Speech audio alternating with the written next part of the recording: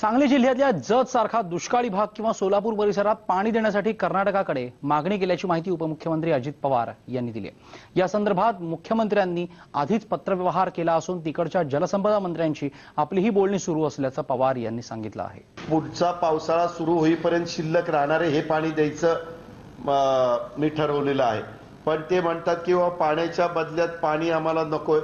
मग पाण्याच्या बदल्यात पाणी नसेल तर त्यांनी पैसे द्यावेत, कारण पाठीमागच्या काळामध्ये कर्नाटकमध्ये ज्यावेळेस दुष्काळ होता त्यावेळेस जलसंपदा खात्याचा मंत्री या नात्याने दूधगंगेचं पाणी त्यांना देत असताना त्यांनी पाण्याचा जो काही दर आहे तो आपल्याला भरला आणि आपण त्यांना त्या प्रमाणामध्ये पाणी दिलं। तशी पण आपली तयारी आहे, म्हणजे त्यांना विकत द्यायचं असेल तर विकत द्यावं, पाण्याच्या बदल्यात पाणी द्यायचं असेल तर त्यांनी तशाही पद्धतीने करावं।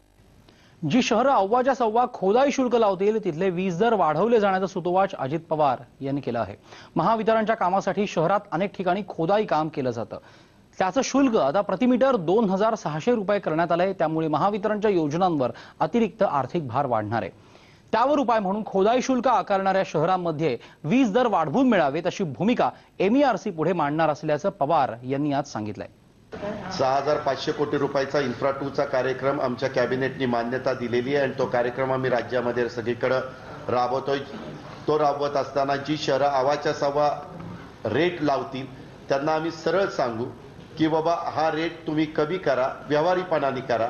त्यांनी ऐकलं तर ठीक, नाहीतर MERCच्या पुढे जाऊ।